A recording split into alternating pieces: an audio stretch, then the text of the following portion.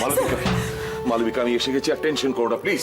রোহিতকে ওটিতে নিয়ে গেল এক্ষুনি। সব ঠিক হয়ে যাবে, ডোন্ট ওয়ারি, কেঁদো না। রোহিতের পেটে ছুরি কাটা, রক্তে ভেসে যাচ্ছে। কি বিভৎস আপনি ভাবতে পারবেন না স্যার। সারা গাড়ি রোহিত অজ্ঞান হয়েছিল।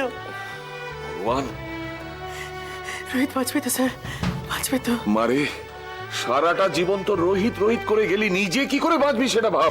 সবার চোখে আমি তো মরে আছি স্যার, নতুন করে কি আর মরবো? মালবিকা, এটা খুনের কেস। কি বলো, কি বললে এমন নৃশংসভাবে?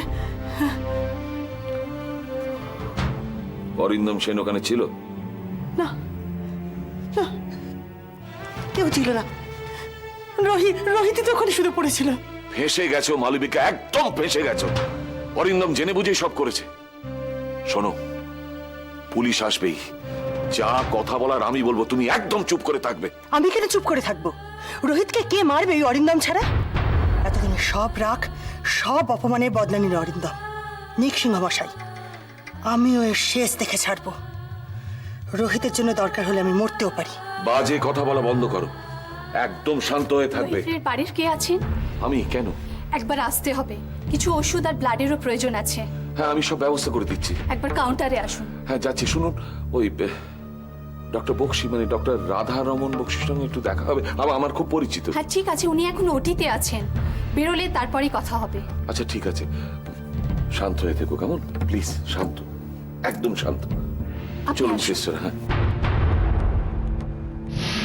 রোহিত কে কে তোমাকে কেমন করে মারলো?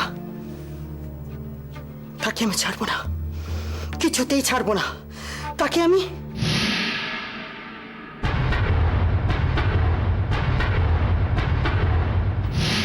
কি হয়েছে মালবিকা? আমি ঠিক জানি না।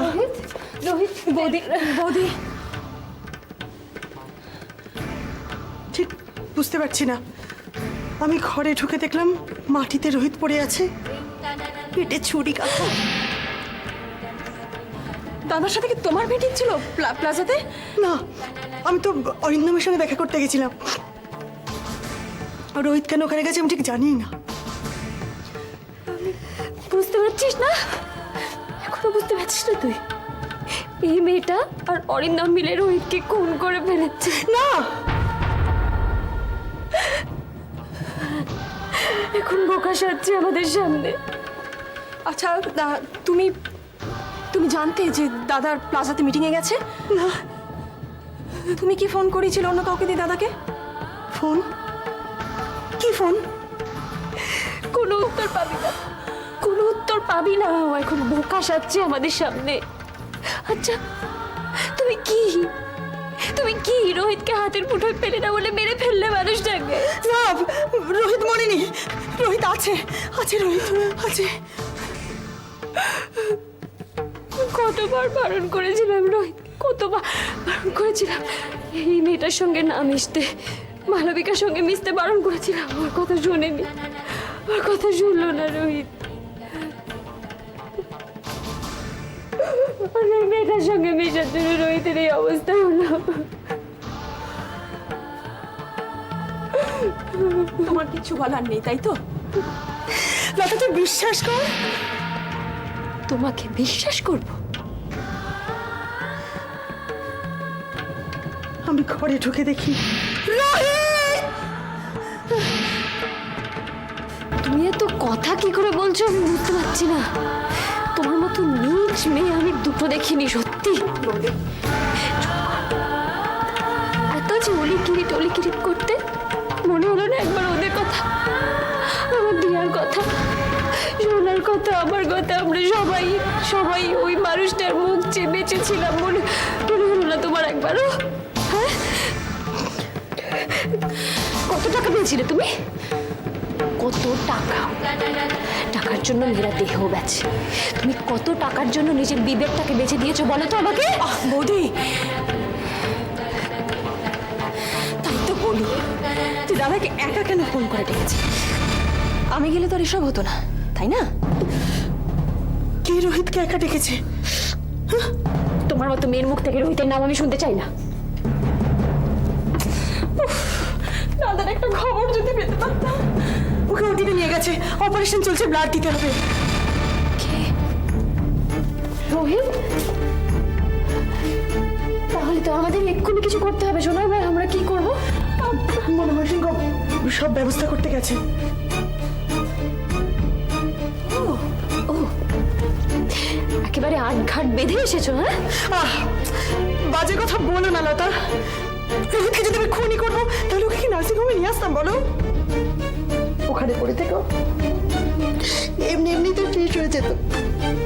নার্সিং হোমে তো নিয়ে এসেছো নিজের মুখ রক্ষার জন্য, যাতে সমাজের কাছে তুমি একদম ঠিকঠাক থাকো, অথচ রোহিত যেও মরে গেল। আমার কিছুতেই ওই মানুষটাকে সেদিন একটা বাড়ি থেকে বেরোতে দেওয়া উচিত হয়নি। আমি কেন দিলাম? বৌদি একটা পুলিশে খবর দেবো? না না, পুলিশকে খবর দিস না। ওর মতো মেয়েরা যা খুশি করতে পারে। তুই পুলিশকে খবর দিস না। এত ভালো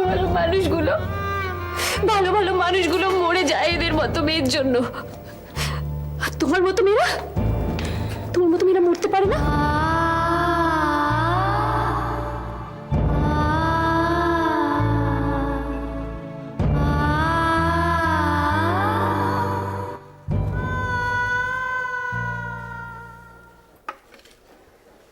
বৌদি, রাতের রান্না হয়ে গেছে।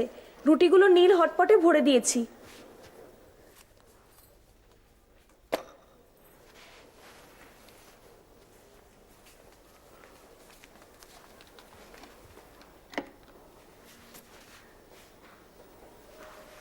কিছু হয়েছে? না, মনটা খারাপ লাগছে তাই। শোন, তুই দাদাবাবুর রাতের খাবার টেবিলে ভালো করে সাজিয়ে রেখে যা। দাদার আজও ফিরতে দেরি হবে?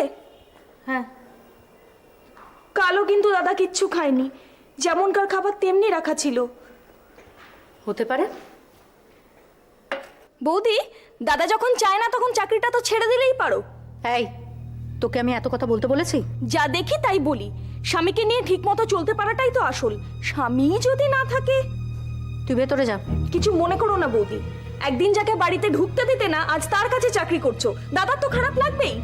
তোর যা কাজ সেটাই তুই কর, তার বেশি কিন্তু যাস না বলে দিলাম। তোর কিন্তু আজকাল বড্ড মুখ বেড়ে গেছে চম্পা। না পোষালে ছাড়িয়ে দাও। আমি কি পায়ে সেধে আছি নাকি এখানে?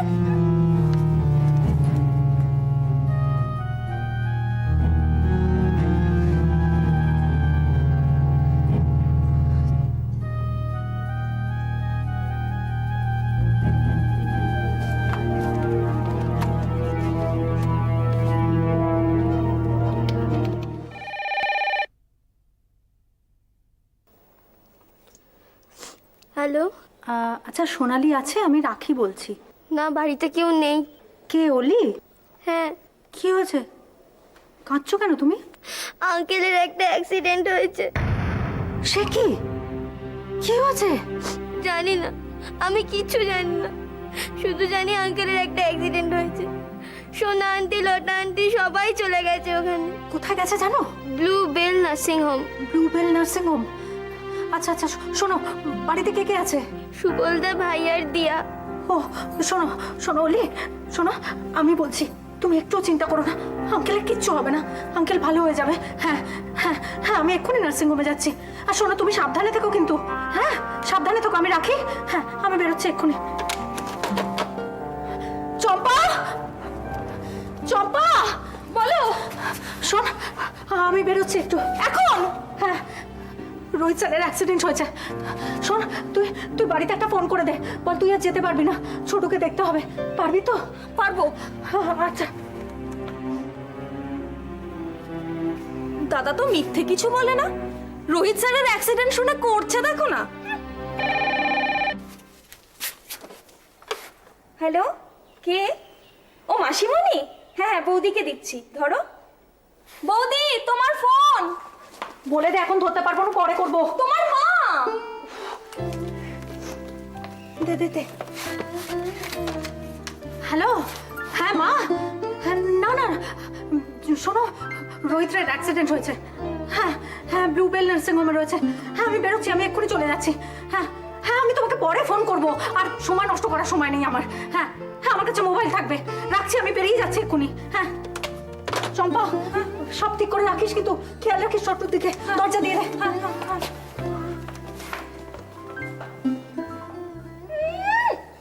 ঢং দেখে আর পাচ্ছি না, মা গো। তোমাকে আমি ছাড়বো না, দেখে রেখো। আগে রোহিতকে সুস্থ হতে দাও। কেন এমনটা করলে তুমি? কেন? নিজেকে মালা বলে যখন কিছু হলো না, তখন আর খুন না করে উপায় কি? কতবার বলবো আমি খুন করিনি। অরিন্দমের সাথে দেখা করতে এসেছিলে তুমি, ঠিক? মানে ঠিক না ভুল? হ্যাঁ এসেছিলাম। আমি যখন এসেছিলাম তখন কেউ ছিল না, শুধু রোহিত পড়েছিল রক্তে মাখা। অরিন্দম? কেউ ছিল না। তুমি জানতে জানতে তুমি রোহিতকে অরিন্দম খুন করবে? হ্যাঁ বৌদি, ও জানতো। খুনটা হয়তো ওই করেছে, তারপর নিজেকে বাঁচানোর জন্য নার্সিংহোমে নিয়ে এসেছে। মালবিকা খুন করলে নার্সিং হোমে নিজে রোহিতকে নিয়ে আসতো না। সিংহমশাই, এরা কেউ আমার কথা বিশ্বাস করছে না। আমিও তো তাই বলছি। আমি যদি খুন করতাম তাহলে তো আমি পালিয়ে যেতাম। আমি কি এখানে আসতাম বলুন? লতা গুহ আর সোনালি, হ্যাঁ, আপনি জেনে না বলে? মনোময় সিংহ সব খবর রাখে। নিজেদের মধ্যে ঝগড়া করাটা এখন বোকামি। আমাদের সকলের এখন একটাই চিন্তা হওয়া উচিত, রোহিতের দ্রুত আরোগ্য কামনা। রোহিত যাতে প্রাণে বেঁচে যায়। শান্ত প্লিজ। ক্ষমা করবেন মিস্টার সিংহ, একটা কথা না বলে কিন্তু পারছি না। মালবিকা বেশ কিছুদিন হলো নিজেকে মৃত মালা বলে পরিচয় দিচ্ছে। দাদার কাছে বহুবার সেই আর্জি নিয়ে এসেছে। ওর সাথে অরিন্দম সেনের ভীষণ ভালো বন্ধুত্ব। এখন কি এইসব কথা বলার সময় মা? দাদা এখন অপারেশন থিয়েটারে, বাঁচবে কিনা কেউ জানে না। যে দাদা আমাদের সবার আদরের, সে এখন সোনালি, কথাগুলো এখনই বলতে হবে। রাখি আমাকে নিজে বলেছে যে অরিন্দম এখন মালবিকাকে চায়। মালবিকা? আমি কিচ্ছু জানি না স্যার, বিশ্বাস করুন আমি কিচ্ছু জানি না। অরিন্দম সেন রোহিতের চরম শত্রু, আর মালবিকা তার বান্ধবী, প্রেমিকা। না না না, মালবিকা আর অরিন্দম দুজনে মিলে খুন করেছে রোহিতকে। না, মালবিকা আজ অরিন্দমের সাথেই দেখা করতে গেছিল। রোহিতের সেখানে আসার কথা ছিল না। আপনাকে নিশ্চয়ই মালবিকা সব কথা বলেনি। আর নয়তো সব জেনেই আপনি মালবিকাকে গার্ড করছেন, ওকে বাঁচাচ্ছেন পুলিশের হাত থেকে। সত্যি কি ঘটেছিল আমরা তো কেউ জানি না। আর রোহিত সুস্থ না হয়ে উঠলে আমরা জানতেও পারবো না। এই সময় সন্দেহ ঝগড়া করে নিজেদের মধ্যে কোনো লাভ নেই। একটা কথা তোমাদের মনে থাকা দরকার যে রোহিত তাকে প্রাণে বাঁচুক।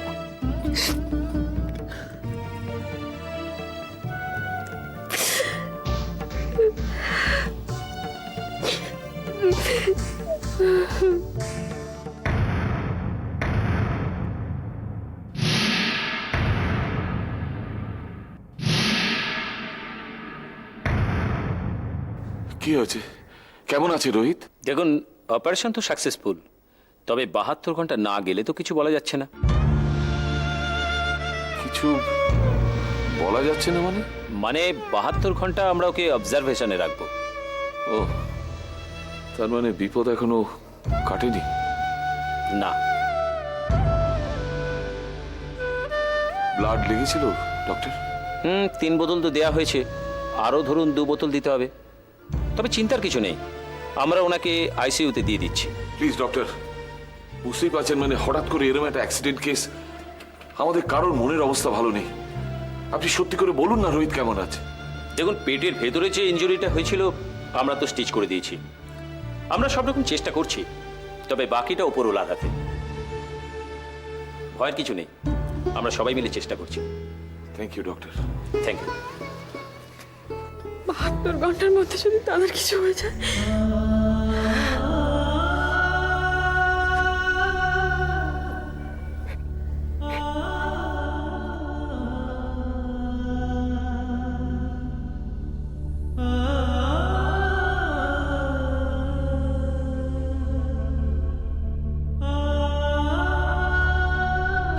শোনা, রোহিতের যদি 72 ঘন্টার মধ্যে কিছু হয়ে যায়, আমি কিন্তু...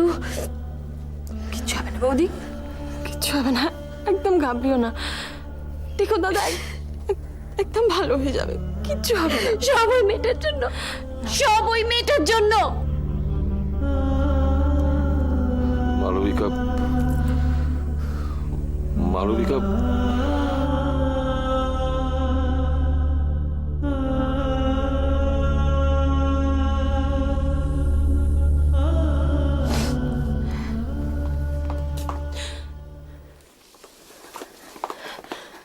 রাখি, তুমি কি হয়েছে স্যারের? তুমি এখানে এলে কি করে? আমি তোমার সাথে কথা বলবো বলে তোমার বাড়িতে ফোন করেছিলাম, অলি আমাকে বললো। কি হয়েছে স্যারের? কি অ্যাক্সিডেন্ট? তুমি সত্যি কিছু জানো না? কি? রাখি, রাখি, তারাকে কেউ মেরে ফেলার চেষ্টা করেছিল। কি? দাদাকে পাওয়া গেছে পেটে ছুরি বেঁধা অবস্থায়। মাগো, কেমন আছে স্যার? মরেনি রোহিত এখনো, তবে বেঁচে যে উঠবেই এ কথাও ডাক্তার বলতে পারছেন না। কোথায় পাওয়া গেছে? তুমি কি সত্যি জানো না রাখি? নাকি অভিনয়টা ভীষণ ভালো করছো? কোনটা? বিশ্বাস করো সোনা, আমি কিচ্ছু জানি না। অলির মুখে শুনেই আমি ছুটে চলে এসেছি। যতবারই ভাবি তোমাকে বিশ্বাস করব, ততবারই কিছু না কিছু এরকম একটা ঘটনা ঘটে। তোমাকে আর বিশ্বাস করতে পারি না। সোনা, তুমি কি অরিন্দমকে সন্দেহ করছো? সেটা এতক্ষণে বুঝলে? অরিন্দম? শুধু অরিন্দমই নয়, মালবিকাও আছে এর সাথে। সেই দাদাকে নিয়ে এসেছে এখানে। রোহিত স্যারকে মালবিকা নিয়ে এসেছে? আমি আমি আমি কিছু বুঝতে পারছি না সোনা। আমার কেমন যেন সব তালগোল পাকিয়ে যাচ্ছে। সোনা, স্যারের এখন কি অবস্থা?